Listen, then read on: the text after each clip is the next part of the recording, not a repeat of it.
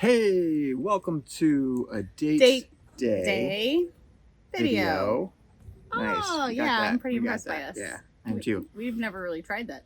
Uh, it's a little moist It out is here, as you wet. said. It's quite humid. But I've been sweating all day, so it's But fine. when your wife calls and says, "Hey, do you want a cigar and make a date video?" You don't argue with that. So here we Aw, are. I appreciate that. So do I. Was I the incentive or the cigar? Yep. Yes. Yes.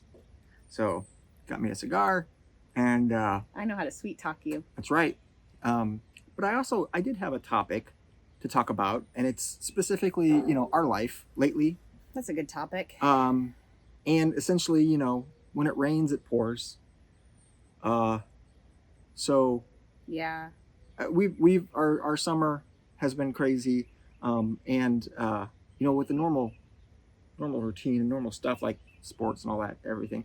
But also, I alluded to in another video that I was laid off in April. I still have not found a job. So that has been a little bit trying, I would say.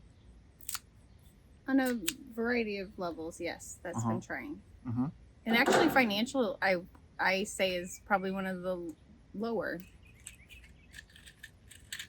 Oh, Well, yeah? I mean, in terms of income, but I think what we're going to probably touch on is more of like the financial aspect that makes it challenging.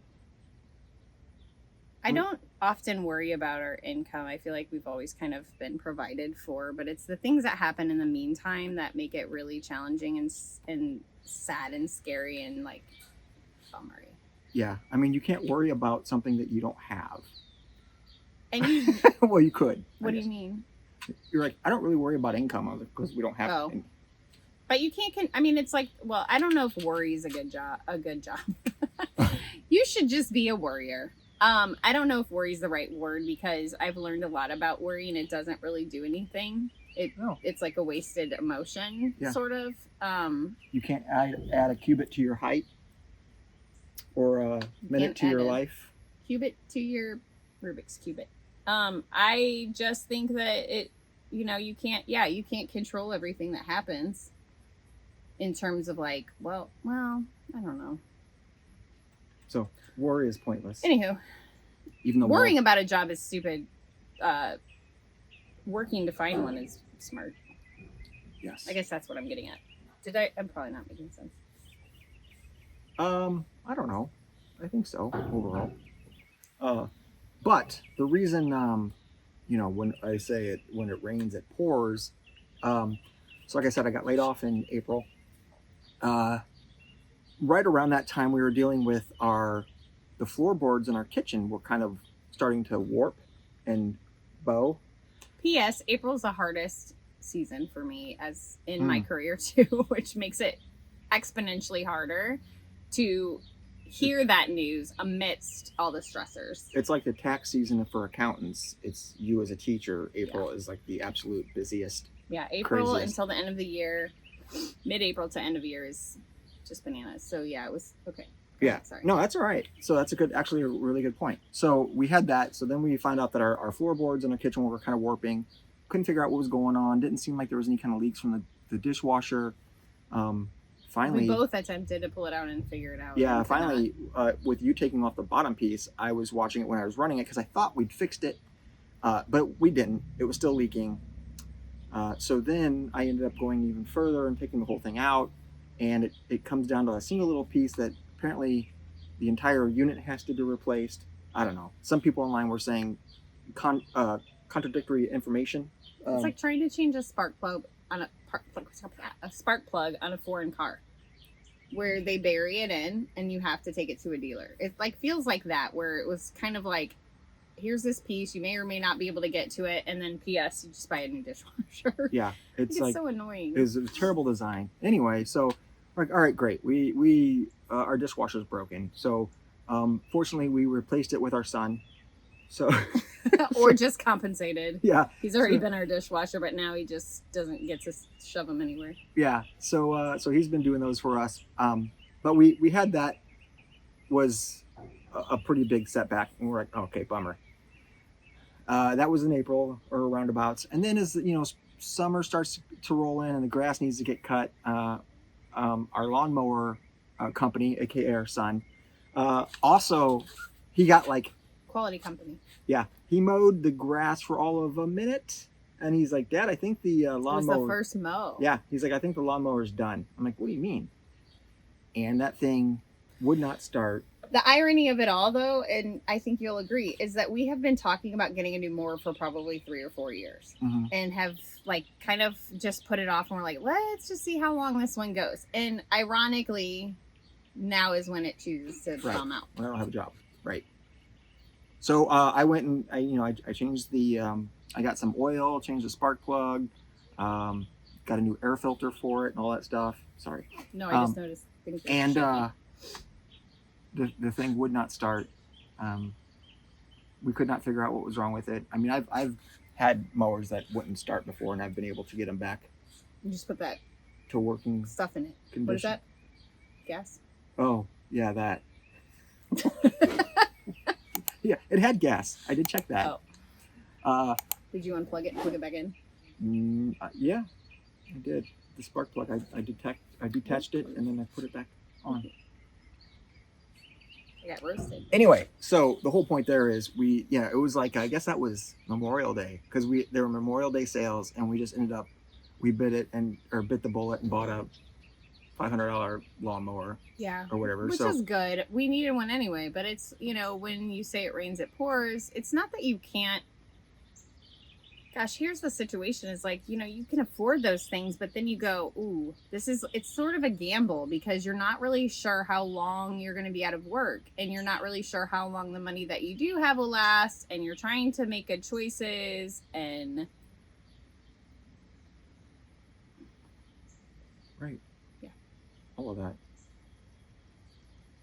But, yeah, and then it seemed like there was something else besides the car. Oh. I'm sure there is. Well, every time we've talked about improving something, we finally get to a point where we think, okay, I mean, the deck we're sitting on definitely we need to get it torn down at some point. We'll fall through a board. There's only like at some point, because there's gaping holes in it. If each video you see us getting lower and lower, it's just because we're sinking into the deck. In the floorboards or in the boards. And squirrels chew it. I mean, you can look around it. It's just deteriorating. So, that's been something on my radar. We've talked about getting our master bath done. We've talked about a numerous amount of things. And then you're out of work. And this has happened 4 times in 6 years. Something like that, yeah. Yeah, which is just crazy. It's the economy, and it's so I'm a software developer, and seems like every other week you hear, oh, Microsoft laid off 30,000 software developers. Yeah. And because a lot of the work is remote now, you're not just competing with local people, you're competing with the entire world. So it's really challenging. But anyway, nonetheless, the other thing was both of our cars, the license plate renewal was coming up. I had to get it for my motorcycle as well. Fortunately, no problem with the motorcycle. Took the car that you primarily drive in, passed, everything was great. My car, they said, or the car that I normally drive, said it's going to cost close to $3,000 before it will pass inspection. And this is a car that we've inherited. It's, gosh, that's the other thing is when it comes to cars, you have to calculate, my car. Sorry. No, it's okay. I was going to smoke half your cigar if I ingested that. My car, what was it? Something where they're like, if you keep driving it, it'll explode or something. I don't know. It's ridiculous. The mechanic said, I think it'll get you home. Yeah. From a dealer or a place that was not far. So that's semi-scary. Yeah. I don't know.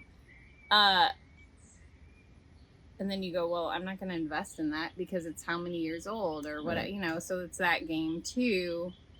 We have an older car that we got from a friend. It was wonderful. Equally as we sit here having this discussion, though, I also consider it does, when it rains, it pours. However, I feel like we are still extremely or I feel extremely grateful because despite the fact that we have these things, they're not end all be alls. Like we in all around in the nation, there's been humongous natural disasters, loss of life, loss of homes, loss of stuff. And in the big picture, it's not, it could be so much harder. Mm-hmm. Mm-hmm. But it is interesting that, like, the minute you have some sort of deficit. So, again, we got money going out left and right and very little coming in. And it has felt like just one thing on top of another. We have had many blessings. My buddy had me come over. He just recently moved. He had me come over and help him install a bunch of furniture and cabinets and all that stuff. And he paid me for my help, which is very appreciative. And ironically, like, I'm doing summer work that I don't normally do. Yeah. So, I mean, that's kind of also, I'm getting paid to do something that I don't normally get paid for in the summer. I mean, there's been, like, But it does, especially, I don't know, maybe not, but as a guy and quote unquote provider of the family, it does weigh on you. And it's really easy to get demotivated, borderline or full on depressed, not really wanting to do much of anything. And it's a hard thing to get out of, but I think we're working through it all. Us being, Christians and biblically based and all of that, I kept thinking about, I think it's in Judges, Gideon and his army have to go up against the Midianites, and God tells them, they have like 30 or 32,000 soldiers or something like that, and God tells them, you have to reduce the number of soldiers, and so they did. And I think they had to keep doing it until they got down to about 300 soldiers, and because God wanted everyone to know that it was him that was victorious over the Midianites. And I told you that, it reminded me of like kind of this, what we're going through. It's like, okay, are you wanting to just put all the chips out there so we know without a doubt that it was all you? Oh, so many times I think that happens. Yeah, because it's like, I'm at a loss. And if I'm being, real frank about it, maybe the first time you lost your job was really scary because you are our main source of income. Like, your salary far exceeds what I make as a teacher. Duh. But the first time was really scary. Which is a whole other topic and right. A total shame, but whatever. I think we've alluded to that in other videos. But I remember always, prior to your first loss, thinking, if Joe loses his job, we are screwed. Like, that's gonna, like, I don't know what we would do. And then it happened, and it was pretty scary. And I remember thinking, like, oh my gosh. And I know I was like, we'll move into an apartment. I was like ready to plan B big time. And I think it was just fear. And then it happened again, and I wasn't as fearful. And it happened again, and I think I lost that. So, like, this go round, I don't have fear. I just feel like, well, it's par for the course. Yeah, I mean, I don't know. Maybe it's like perspective too, that there's so many other big things that it's like, well, we'll just cross the bridges when we get to them. And maybe, again, that's maybe where I've grown in, like, worry, because worry doesn't get you anywhere. Like, you can't change the thing. You can, the thing you're worried about, you can change it, but you can't change your worry. Like, worrying is just like, it's lost. Like, it's just you can get driven by something. You can get anxious, but worry seems weird. Anyways, I don't know. I just feel like things are still moving. It's really hard. I like that you mentioned being a male in that position, and to be honest and vulnerable too. Like, we had a discussion even this morning about what it means then as a partner, because it's a fine line. You want to be very supportive, and at the same time, it's hard to see your partner in a place where they're feeling depressed or down or immobile. It's almost like sometimes immobile, where you don't know what to do. And we can easily, as a partner in that, say, oh my gosh, he's being lazy, or he's not doing this or that. But also, it's important to lay that down and to say, like, I understand what you're feeling. Unless you've been like honestly depressed, you cannot put yourself in anyone's shoes to know that you can't bring yourself out of it easily. Right. And you know, I think I do have my moments where I have days where I feel really down and don't know what to do. But I think for the most part too, like it goes like that. Yeah. You know, I don't think an it's ebb not and like flow. I'm just all, you know, woe is me or whatever. But Well, neither of us have like gotten into bed and not been able to get out, like can't function. Unless we choose to stay in bed. That will make you happy. No, I just, it is really hard when you are in like any depression or like state of sadness. Like it's just hard to function, and I get that. Yeah. But as a role, like from a wife perspective, it's a fine line between allowing your partner to be in that and then also like not enabling and coddling that. Sure. Just like you would with your own like kids or whomever is important to you. So just to say too, if anybody struggles with that may be watching this video, like we get that because both places are important. Yeah. And worthy of whatever you're feeling, and the struggle is real. 100%. And I think the rain and pouring honestly is just it's a test to some extent. Gideon. Yeah. And his 300 men. Yeah. You know, just when you were talking, I was thinking too, like, just so, you know, all cards on the table. Like the company I was working for, they even said, we love you. We hate to do this. We don't want to do this, but we have no choice. And, you know, it's the economy. And I was like, guys, I get it. And, you know, I know it's not, you know, there's no ill will. And it was me and 2 other people. It was a very small company, but there's 3 of us let go. And I know for a fact that they were all very, very like heartbroken and hated doing it because, you know, I've got some stellar jokes, and they didn't want to see those go away. So humor alone. I hope you've got that on your resume. do. Yeah, also we have some things that we are considering in the pipeline that could be great. It's going to take a lot of time and work. But also sometimes life happens where you get a little nudge to do things you've talked about or that you're passionate about that you just feel like you can't do. So we'll see. Yeah. Keep you posted. We'll see. This could be a great testimony video down the road. Maybe I need to bring back the Joe and Tell t-shirts. As long as you don't bring back that beard, we're good. All right. We'll put out some merch. That's a deal. Yeah, so if you feel what we're feeling, feel free to comment on it. We're just, you know, it's just nice sometimes to be real.